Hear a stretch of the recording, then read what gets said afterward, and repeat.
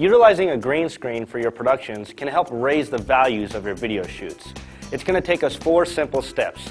Step number 1, we're going to take a look at some simple best practices and some pre-planning that we could do when utilizing a green screen. Step number 2, we're going to take a look at how to light our subjects. Step number 3, we're going to light our green screen. And step number 4, we're going to put the elements together and create our illusion. I'm Tom Skronsky, and this is green screen lighting. Step number 1 is going to be our pre-planning process.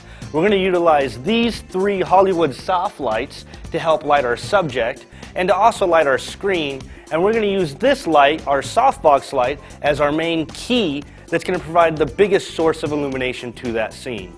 Now, the other thing we need to pay attention to is that the imaging sensor in these bad boys here is much more sensitive to green rather than red or blue. Now, what's going to happen if they do use the same color is that A, it'll be used for comedic effect, as you can see here, and B, it'll eliminate the body from the picture or whatever area is covered by that color. Since we're keying out the same color, unfortunately it keys out the colors that are on the body as well. Now, the last part of this process is you're going to want to make sure that your screen is void of ripples and nice and smooth and very stretched out.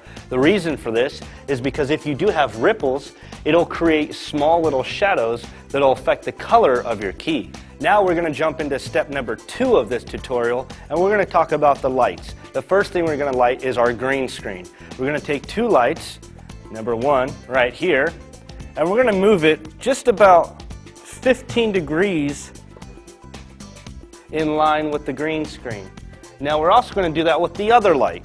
And the reasoning for this is so that these lights will light this screen independently and also bounce the light into each other right off of the green screen. This creates a nice evenly lit screen void of any shadows, any ripples, since our screen is pulled tight, and it's going to make it very easy for us to sample one color and make sure it stays consistent across the key. Let's go ahead and set up our green screen. Julie, you think you can help me out with this light over here? I'll grab this light.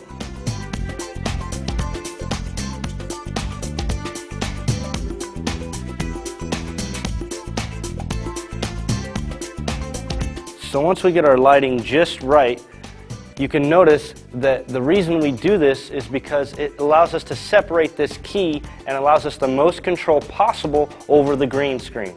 Now that we have our green screen set up, we're going to light our subject independently as we take a look at step number 3. I'd like to bring in Julie one more time.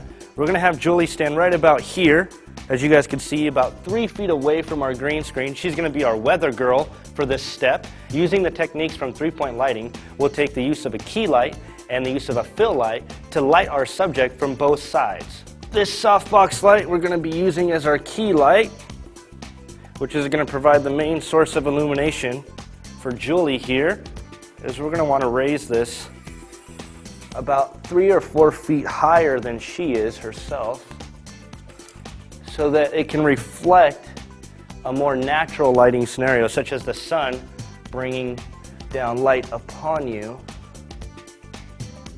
And the idea is to provide a lot of light, and with our fill light, we're going to clean up the subject. When we move our fill light into place, we're going to want it to be a little bit less intense than our key light, and it's going to spread a lot of soft light, and it's going to cover a surface area more so than the key light, which is going to kind of be a little bit more harsh and more direct on our subject, even though we are using a very powerful softbox light. But now, if we come to our camera and we look at our LCD screen, we can monitor just how well she's lit, and we can see where the shadows are and where the shadows shouldn't be. So now we have successfully lit our green screen, and we have successfully independently lit our subject.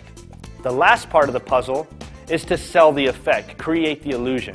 Since Julie is going to be our weather girl, she's going to need to act like she's telling the weather. Therefore, when we put the graphic behind her of the actual weather map, it looks like it's one continuous shot. It looks like it's been done live, and that's the key here. Julie, act away. We have a ridge of low pressure coming down here, which will bring some wind and cooler weather. But up here, it's going to be hot, hot, hot.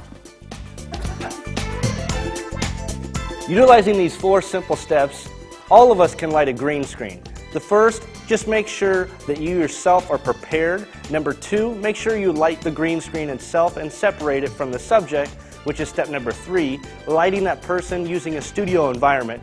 And number 4, make sure you sell the effect.